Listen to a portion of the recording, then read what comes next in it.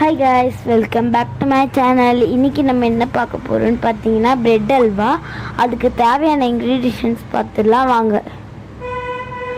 Bread, oil, ghee and sugar.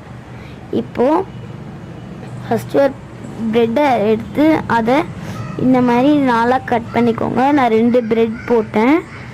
இப்போது ஒரு பேனில் வந்து ஆயில் போட்டு அதில் வந்து இந்த மாதிரி ப்ரெட்டை ஃப்ரை பண்ணிக்கோங்க.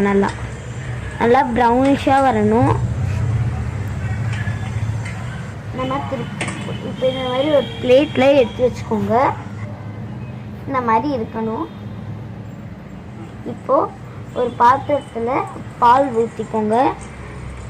அது நல்லா திக்காக காய்ச்சிக்கோங்க.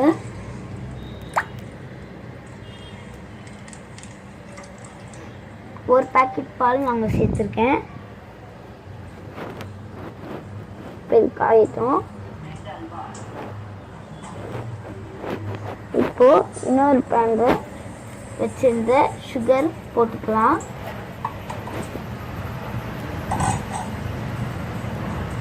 இப்போ அதில் 1 கிளாஸ் இல்லை 2 கிளாஸ் வாட்டர் சேர்த்துக்கோங்க. அது ஈக்குவலாக வரணும். அதிகமாக இடக்கூடாது. அதை நல்லா கலந்து எடுத்துக்கோங்க. அது நல்லா கரைஞ்சி நல்லா இந்தமாரி வரணும். பாருங்க எவ்வளோ சூப்பராக இருக்குன்னு. அது நம்ம தொட்டோன்னா நல்லா ஒட்டணும். அந்த மாதிரி நல்லா நம்ம இந்த கன்சிஸ்டன்சியில் எடுத்து வச்சுக்கணும். இப்போ நம்ம ஃப்ரை பண்ணி வச்சுருந்த ப்ரெட்டை அதில் போட்டுக்கோங்க. நல்லா இந்த மாதிரி நல்லா அப்படியே உடச்சி பண்ணிக்கோங்க. நல்லா அந்த பாகுலாம் அதில் ஒட்டணும்.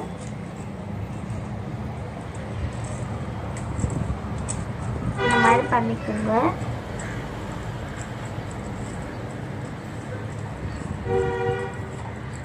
இந்த மாதிரி நல்லா குத்தி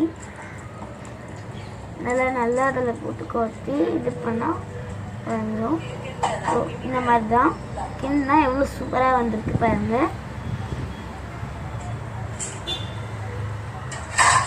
இந்த மாதிரி நல்லா வதக்கிக்கோங்க. இப்போது நம்ம காய்ச்சி வச்சுருந்த பாலை அதில் சேர்த்துக்கோங்க. பால் சேர்க்கும் போது டேஸ்ட் இன்னும் கொஞ்சம் நல்லாயிருக்கும். இப்போ தான் இந்த மாதிரி கலர் இருக்கும். நம்ம நல்லா மிக்ஸ் பண்ணும்போது சாதா கலரில் வந்துடும். இப்போ ஒரு பேனில் கொஞ்சம் நெய் சேர்த்துக்கலாம். 2 ஸ்பூன் நான் சேர்த்துக்கிறேன்.